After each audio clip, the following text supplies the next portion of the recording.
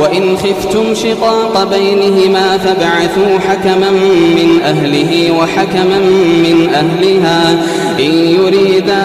إصلاحا يوفق الله بينهما إن الله كان عليما خبيرا واعبدوا الله ولا تشركوا به شيئا وبالوالدين